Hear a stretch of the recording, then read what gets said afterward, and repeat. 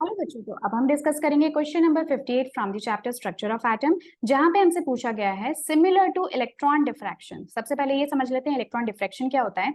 Electron diffraction basically क्या है कि जब आप इलेक्ट्रॉन्स को किसी, ये कोई मेरा एक मटेरियल है जिसकी अपनी कुछ ऑफ कोर्स लेयर्स होंगी, राइट, क्योंकि 3D मटेरियल है तो अलग अलग इसकी लेयर्स होंगी, जहां पे कि एटम का कुछ अपना बेसिक अरेंजमेंट है, ठीक है, या फिर मॉलिक्यूलर अरेंजमेंट की भी आप बात कर सकते हो। जस्ट मैं आपको एक सिंपल बता रही हूँ कि होता क्या है electron diffraction.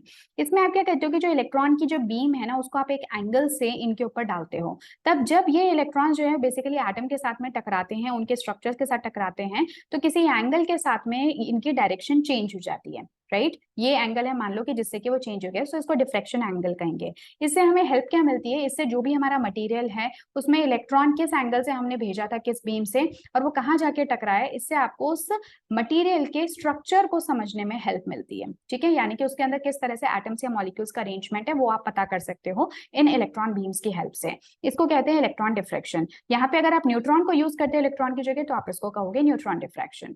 So let us now see the question. So similar to electron diffraction, neutron diffraction microscope is also used for the determination of the structure of molecules. Same उसी पैटर्न पे जैसा कि अभी मैंने आपको समझाया।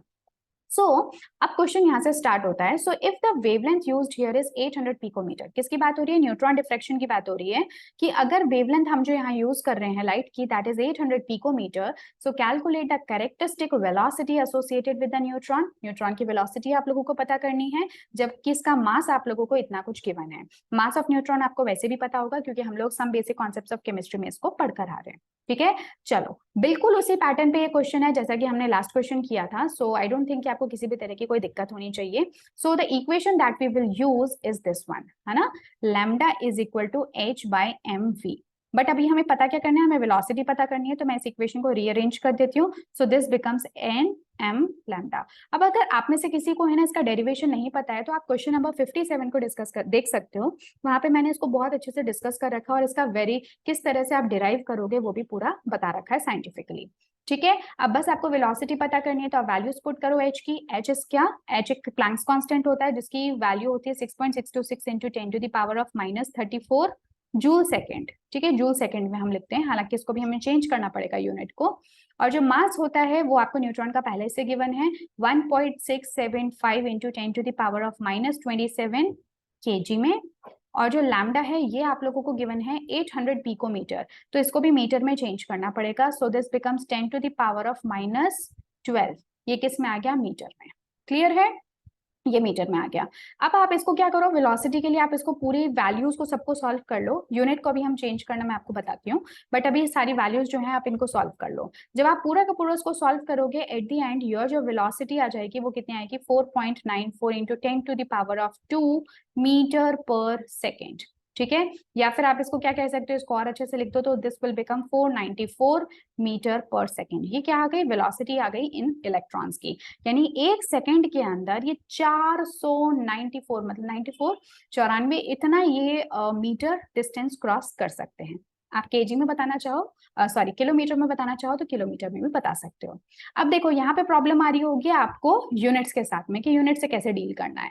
तो वैसे तो मैंने आपको लास्ट क्वेश्चन में भी सिखाया था, बस वही तरीका हमें अपनाना है। देखो, जो सबसे पहले यहाँ पे यूनिट्स गिवन है हम उनको लिख लेते हैं। तो जूल सेकेंड डिवाइडेड बाय ये क्या है, केजी मीटर, ठीक है। अब जो मेरा आंसर है, क्योंकि वेलोसिटी है तो मीटर पर सेकंड में आना चाहिए, बट ये आएगा किस तरह से, तो आप सबको मैंने बताया था कि जो 1 जूल होता है वो किसके इक्वल होता है, this is KG metre square per second square, ठीक है। ये यूनिट दोनों आपस में इक्वल होती हैं, क्लियर है। और ये कहाँ से आएगा, ये बेसिकली एनर्जी की टर्म है, तो एनर्जी को आपको कन्वर्ट कर सकते हो आप अलग अलग, उसके लिए फिजिक्स के फॉर्मूलाज हैं जिनको भी पहले मैं अपने एक लेक्चर में डिस्कस कर चुकी हूँ, but this is not important. तो आप बस इतना ध्यान रखो। अब इस जूल को अगर मैं यहाँ पे पुट कर दूं, so this becomes KG metre square per second square, और ये कितना हो गया, multiplied by second divided by KG, और यहाँ पे मीटर। जो जो भी कुछ कैंसिल होता है उनको आपस में कैंसिल कर दो। तो देखो कैंसिल करने पे केजी से केजी कैंसिल हो गया, पर सेकेंड स्क्वायर से सेकेंड कैंसिल हो गया, और यहाँ पे अभी एक सेकेंड और बच गया, और 1 मीटर से 1 मीटर कैंसिल हो गया। तो जो मेरा आंसर अभी बच रहा है वो किस में आ रहा है, देखो एक तो है मीटर और एक है per second, so it is metre per second. तो इसी में तो आना चाहिए था। तो देखो आप देख रहे हो कि जो आपकी वेलोसिटी है वो भी किस में आ रही है, मीटर पर सेकेंड में।